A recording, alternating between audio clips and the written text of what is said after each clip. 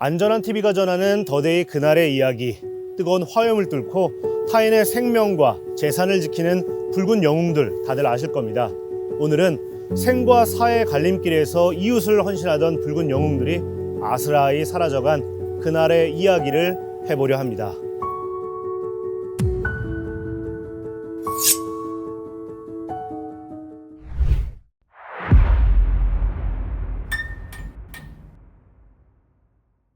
지난 2001년 서울특별시 서대문구 홍제동. 아직은 공기에 차가운 기운이 남아있는 3월 3일 토요일 아침, 119 구조대에 근무하는 권 대원은 여느 때와 다름없이 출근길에 나섰는데요.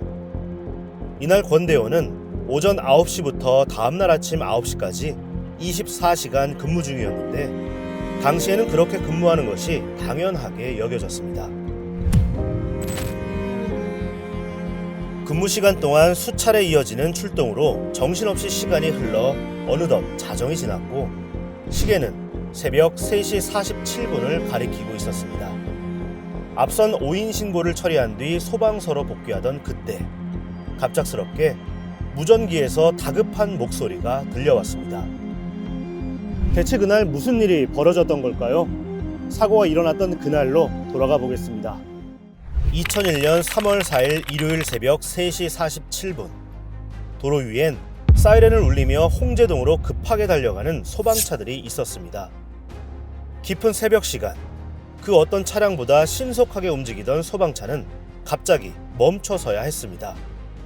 1분 1초가 부족한 그 순간 골목 양쪽에 세워둔 불법 주정차 차량들이 소방차 앞을 막아선 겁니다. 승용차 한 대가 겨우 지나갈 정도의 공간만이 남아있었습니다. 그 순간 소방차 운전대원은 눈앞이 하얗게 변하는 느낌을 받았습니다. 결국 구조대원들은 일말의 고민 없이 각자 빠르게 장비를 챙겨서 골목길을 내달리기 시작했는데요. 당시 구조대원들이 들고 있던 장비는 개인당 25kg이 넘어가는 무게였습니다. 그걸 짊어진 채 200m가량을 쉬지 않고 내달려갔습니다. 당시 소방차 20여 대와 소방관 46명이 출동을 했지만 불법 주정차를 한 차량들 때문에 화재 현장에 직접 접근할 수 있던 차량은 단 한 대도 없었습니다. 결국 100m 정도 떨어져 있던 곳에서 소방 호스를 끌어와서 가까스로 화재 진압을 시작할 수 있었습니다. 시뻘건 화염을 내뿜고 있던 화재 현장은 다세대 연립주택이었는데요. 어려운 상황 속에서 소방관들의 신속하고 정확한 판단으로 진화 시작 5분여 만에 집주인 및 세입자 가족 등 7명을 무사히 대피시킬 수 있었습니다.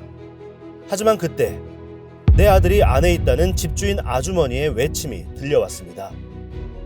이를 들은 소방관들은 지체 없이 불길 속으로 뛰어들어갔는데요. 당시 일부 대원들은 방어복이 없어서 방수복을 입고 있는 상황이었습니다. 1차 수색에 이어 2차 수색을 위해 집안에서 재수색 중이던 그때 엄청난 굉음과 진동과 함께 건물이 무너져 내렸습니다.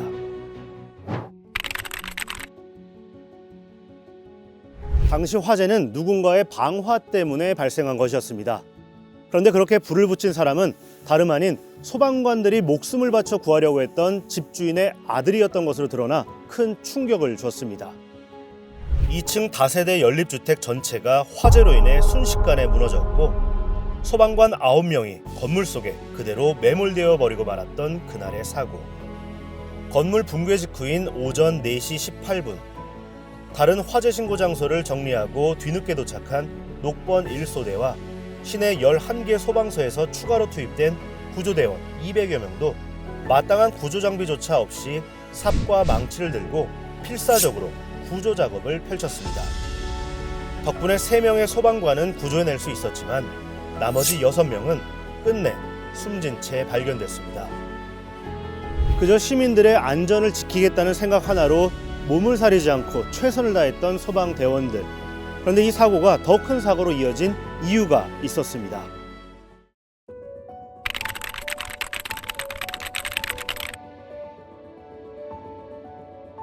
(2001년) 사건 당시 소방관들은 24시간 맞교대 격일 근무라는 조건에서 구조 활동을 펼치고 있었습니다.